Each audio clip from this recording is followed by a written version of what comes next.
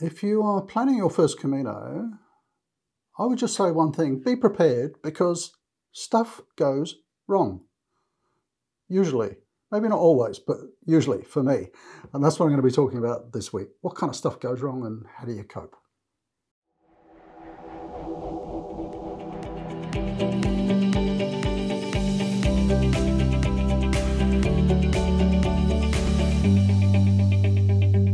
So one of the really interesting aspects, and this might sound a little bit masochistic, but one of the really interesting aspects about walking a Camino for me is that stuff goes wrong and your plans have to change. And I think it's a really interesting experience to sort of see how you cope with those and manage with those. And guess what?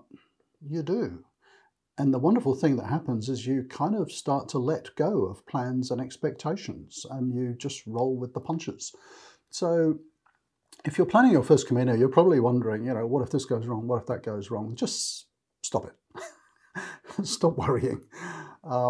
If you're worried about something going wrong, it's going to be probably something that you never even planned for. So, planning is great, but I think going with an open mind and a sort of flexible attitude is probably the most important thing.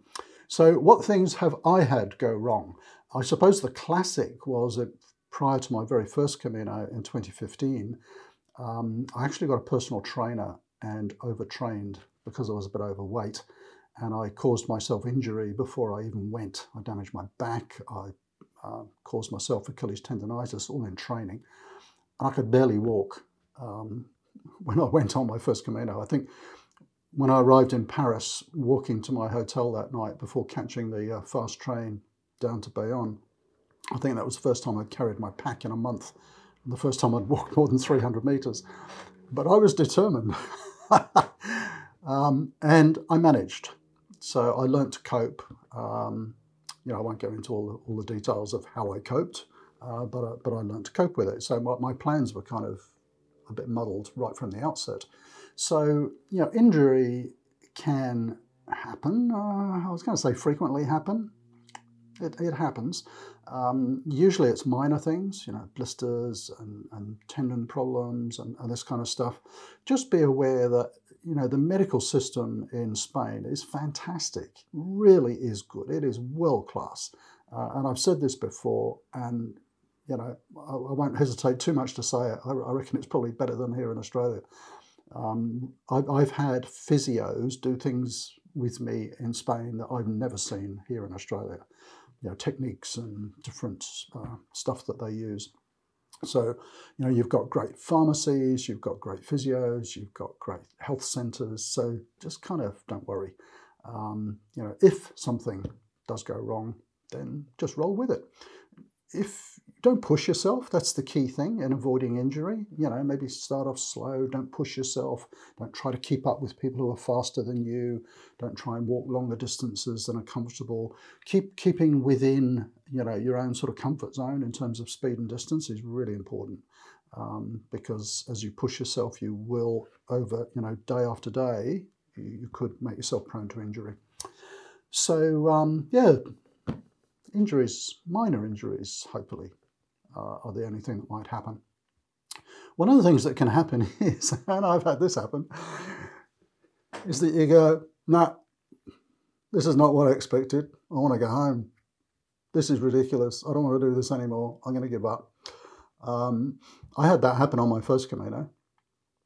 And I was in a funk for a couple of days, I have to confess, and I was walking on my own, which was probably a good thing, actually, because it made me kind of work through it. And there were all sorts of things contributing to that frame of mind. I had stuff going on at home that worried me, that I felt guilty that I wasn't there.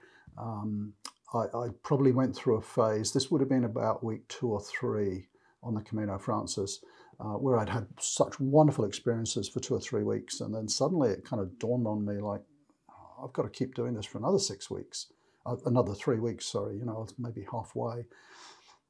Will I make it? Am I emotionally sort of up for it? And yeah, I was really down for a couple of days, and seriously considering going home. And I literally sat on a mountaintop one day and said, Rob, you know, give yourself a kick up the backside, you know. There are people who would give their eye teeth to be here, you know, stop being a complete dope.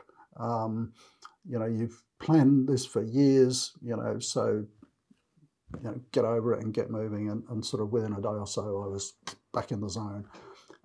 So it can be a little bit of an emotional roller coaster. So, you know, if that happens to you, work through it. It's perfectly natural.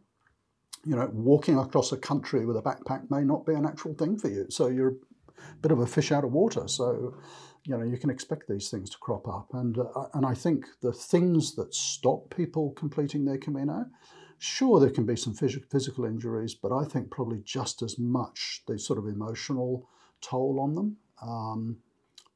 You know, and that probably comes in quite a few different forms. So don't worry about it. Work through it. You know, it's perfectly normal. And then you've got all the trivia, you know, that you hear about, you know, the snorers and this kind of stuff. Don't sweat the small stuff. I generally stay in private accommodation. I stay in, you know, fairly cheap hostels, very often albergues that might have a private room, because I'm always worried about snoring and keeping people awake. I can remember staying in a hostel in Uterga, just past Pamplona. Waking in the middle of the night, I thought a cow was giving birth in the field next door. It was the guy in the next room snoring. I don't think I got a lot of sleep that night. So, I mean, it happens in private accommodation too. You know, I was a bit grumpy in the morning, but get over it. You know, if that's the worst thing that's going to happen, you know, that's amazing, isn't it?